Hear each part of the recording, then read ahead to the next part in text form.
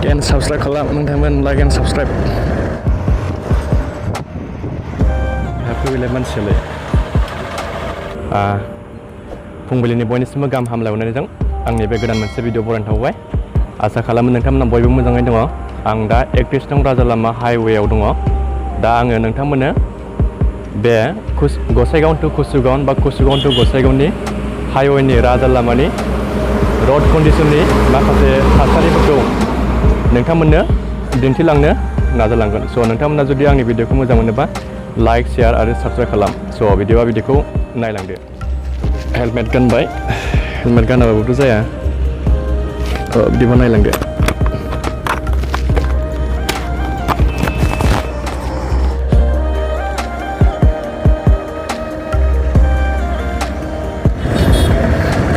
ओरैबादि गाज्रि बे गसाइगावनिफ्राय kchugaon बा kchugaonनिफ्राय गसाइगावसिमनि हाइवेनि राजा लामानि थासारिया दासिमबो लामायानो कमप्लिट गैया दासिमबो मोनसेबो दालाङानो कमप्लिट हाया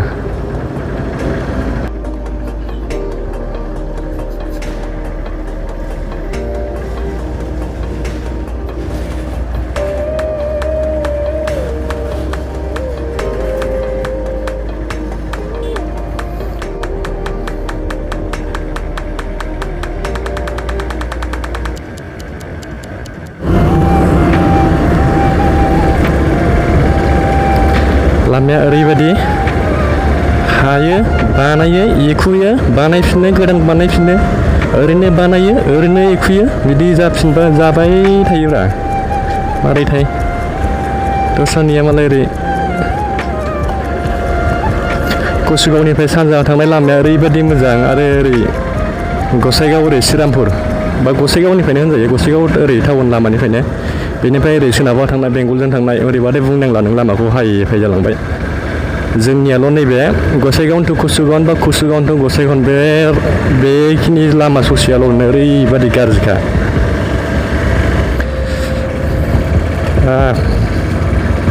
बांद्राय स्पिडआव थांला आस्ते आस्ते थांसै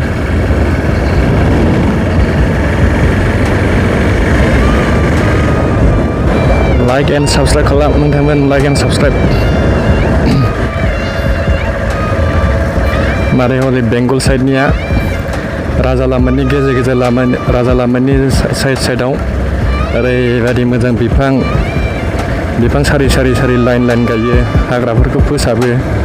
जोंनि दासिमबो नै गैया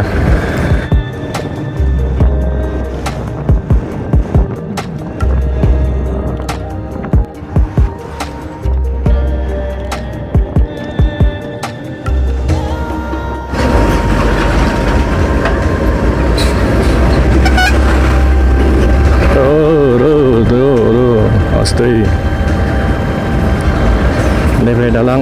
मोनसे ओरैबादि गाज्रि बे दालाङाव ओरैबादि एक्सिडेन्ट जाखायो गोजां बोथोरनि समाव ओरैबादि गिलुंलुं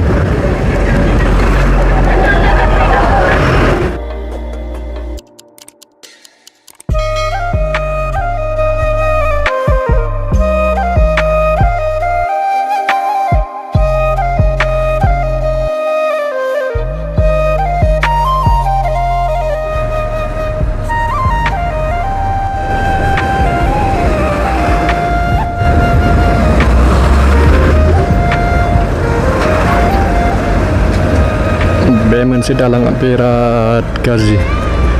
बेबो जेबो गैयानो गोरलैलैसो होमबाबो दासिमबो कमप्लिट खालामनो हाया दैज्लाङाव बेबो बिराद डेन्जार जायो बाना जाबा गुगाजोबनो नागिरो आखाइ रुबायलै बिराद भाइ आंखौसो लाथाफैबावो नै माबादि गुगाजोब्बाय नै माबादि कन्डिसन बेबो ओरैबादि गाज्रिखा दालाङा बेला दालां दैनि एनाबो कमप्लिट गैया जा फुराना आगोल बानायनाय बेल'नो ओरै दासो गोदान बानायगासिनो दं नै दंलै बेबो बोसोर बानायनो हानो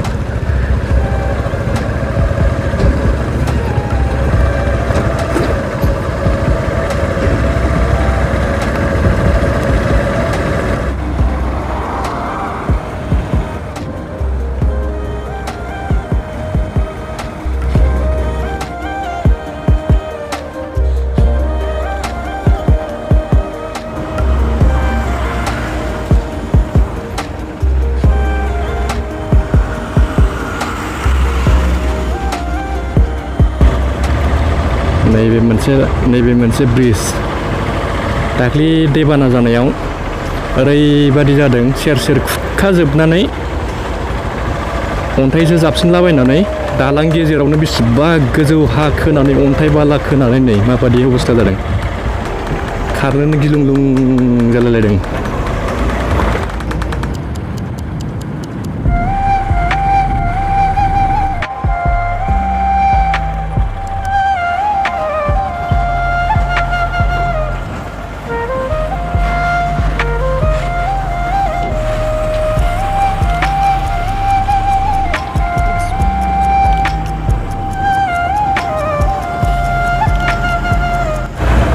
आरो बिसोरलाय मा लामायाव थाथेलाबायखो मा ब्लक खालामखो बिसोरलाय लामाखौलाय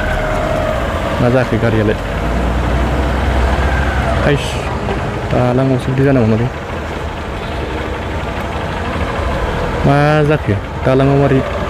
गाज्रि जाखो ना माखो बोरै हाबखो बेलाय मानसियालाय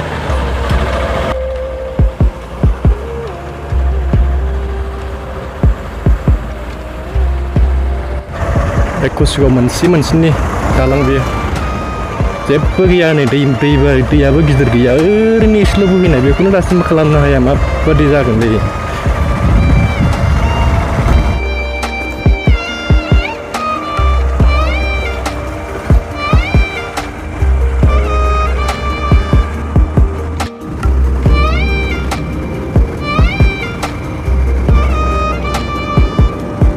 नोंथांमोना आंनि फार्स्ट मट' ब्लग भिडिअखौ